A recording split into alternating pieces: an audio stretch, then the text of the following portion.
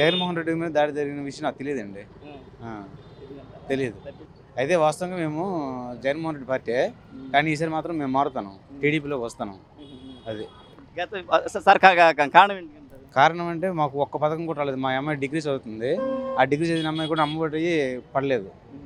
మా మిస్సెస్కి 48 ఇయర్స్కి అవి వేశారు కదా, అవి కూడా మాకు లబ్ధి పొందలేదు. కానీ గతంలో ఒకటి ఉండేది, ఎవరైతే పిల్లలు కనుక ఎక్కడైతే వాళ్ళు చదువుతున్నారో ఆ స్కూల్కే వాళ్ళు గవర్నమెంట్ ఫీజు మొత్తం పంపించేది.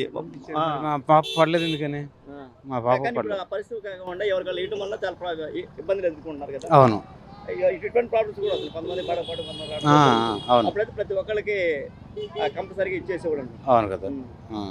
అందుకని ఈసారి మాత్రం మేము పార్టీ మారాం, టీడీపీలోకి వచ్చేసాం. అంటే గతంలో ప్రతి ఒక్కళ్ళు జగన్మోహన్ రెడ్డి మంచి చేస్తారని చెప్పి ఉద్దేశం చెప్పిన ప్రతి ఒక్కరు జగన్మోహన్ రెడ్డి గారు మంచి చేస్తారనే ఉద్దేశంతో మేము మొదటి నుంచి టీడీపీ పార్టీ నుంచి వైఎస్ఆర్ పార్టీలోకి వెళ్ళాం. సార్కి ఒక అవకాశం ఇచ్చి చూద్దాము. ప్రతి ఒక్కరికి ఒక మనిషికి అవకాశం ఇవ్వకపోతే ఆ వ్యక్తి విషయం మనకు తెలియదు. అందుకని ఒక అవకాశం ఇచ్చాం. మావి ఇక్కడ 150 ఓట్లు ఉన్నాయి. మా ఫ్యామిలీవి 150 ఓట్లు వేయించా దగ్గరుండి. మా 150 ఓట్లలో కూడాను మరి వాళ్ళు ముందుగా మేము టీడీపీలో ఉన్నామని ఇదో లేకపోతే ఏంటో తెలియదు, కానీ మా 150 ఓట్లు కూడా ఎవరూ లబ్ధి పొందలేదు. అందువల్ల ఈసారి మళ్ళీ టీడీపీలోకి వచ్చాం. ఈసారి టీడీపీని గెలిపిస్తాం కూడా పక్కాగా. గతంలో ఒక మాట అన్నారు ఉండనే, నువ్వు గతంలో కూడా కోడికత్తి దాడి జరిగింది. బూటకాలండి, అవన్నీ బూటకాలు. నేను చూడలేదు ఆ విషయం. జగన్మోహన్ రెడ్డి వాళ్ళే ఇసురు ఉంటారు, వాళ్ళ తాలూకు ఇసురు ఉంటారు. జగన్మోహన్ రెడ్డి కొద్దిగా ఆ రోజు కోడికత్తి దాడి కూడా వాళ్ళే చేశారు. ఈరోజు రాయి ఇసురు నాకు తెలియదు ఇంతవరకు, కానీ అది కూడా వాళ్ళే ఇసురు ఉంటారు. టీడీపీలు అయితే మాత్రం కాదు. అలాంటి పని పొరపాటును కూడా టీడీపీలు చేయరు. ఏముంది, కోడికత్తి నెంబర్ 2 అనుకుంటాం. కాకపోతే ఏంటి, ఒక చిన్న గులకరాయి బిడ్డ అట్లా చేసిన దానికి హత్యా ప్రయత్నం అని చెప్పి అన్నీ అంటే, కానీ దెబ్బ పెద్దగా చూపించారు. అటువంటి రాయి తలగ తగిలితే మనుషులు అని ఉంటుంటాడా? ఇక తలగ తగిలే ఏమవుతుంది, మనిషి చచ్చిపోడు కదా. హత్యా ప్రయత్నం వెళ్ళినోడు ఎక్కడి నుంచో బిడ్డ రాయి బిట్టి అట్టు కొడతాడా? అది హత్య ఎవరో చేసుంటారు, అది దానికి పెద్ద ఇదేం లేదు. దానికి ఏంటంటే పోయినసారిలాగా ఇది ఇంకొక సింపతి డ్రామా అన్నమాట. అందుకని పోయినసారి కోడికత్తిలాగా ఇది ఇంకొక కత్తి రాయి, గులకరాయి కత్తిలాగా అనుకో పెట్టుకోవాలి. కోడికత్తి 2 అనుకోవాలి. పంపాలనుకో అంత పెద్ద సెక్యూరిటీ, 250 మంది పక్కన జడ్ సెక్యూరిటీ, అంతమంది పోలీసులు. అసలు కరెంట్ తీయాల్సిన అవసరం ఉంది. మామూలుగానే కరెంట్ లేనప్పుడే వాళ్ళు వస్తున్నారంటే అది కరెంట్ బ్యాగ్ ఉంచుతారు. అంత సీక్రెట్గా దాచేసుకొని కరెంట్ పెట్టి సీక్రెట్గా ఉంచాల్సిన అవసరం ఏముంది? అదే పని చెప్తుంది. కరెంట్ తీయాల్సిన అవసరం ఏముంది? కరెంట్ ఉంచాలి. సెక్యూరిటీ ఉన్నప్పుడు జాగ్రత్తగా ఏం జరుగుతుంది చుట్టుపక్కల అన్నీ చేయాలి కదా. జనాలు ఇంత ముందు రోజులు పరదాలు కట్టేసి జనాలు ఎక్కడ ఉండకుండా చేసి వాళ్ళు ఇప్పుడు చుట్టూ రోడ్డు మీద తిరుగుతున్నప్పుడు సెక్యూరిటీ లేకుండా ఉంటే ఎట్లా?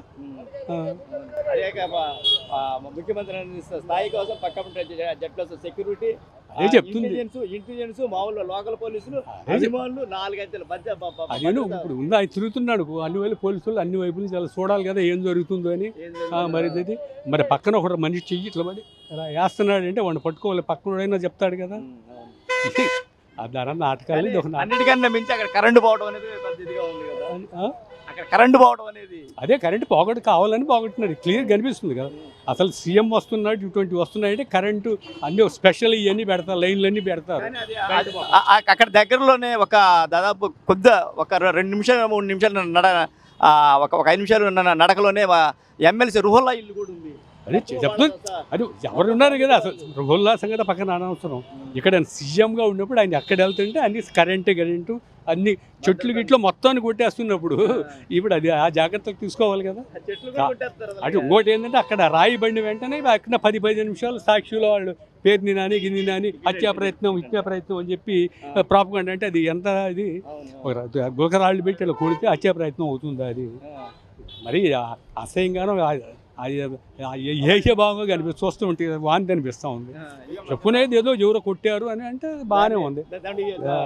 దాడి ప్రయత్నం అంటే అని ఒప్పుకుంటారు, కానీ హత్యా ప్రయత్నం అంటే మరి ఘోరం కదా. అది దాడి ప్రయత్నం అనుకో కరెక్ట్, అది ఒప్పుకోవచ్చు. హత్యా ప్రయత్నం గులకరాలతో ఒక రాయి పెట్టి కొడితే హత్యా ప్రయత్నం అవుతుందా? అంటే జగన్మోహన్ రెడ్డి ఎందుకని ఆడుతున్నారు డ్రామా? ఏముంది, ఏదో ఒకటి రావాలి కదా, గెలుపు కావాలంటే ఏదో ఒకటి డ్రామా. పోయినసారి కోడి కత్తి బాబాయ్ ఇది, ఇప్పుడు ఇంకేం దొరకలేదు, ఇదొకటి.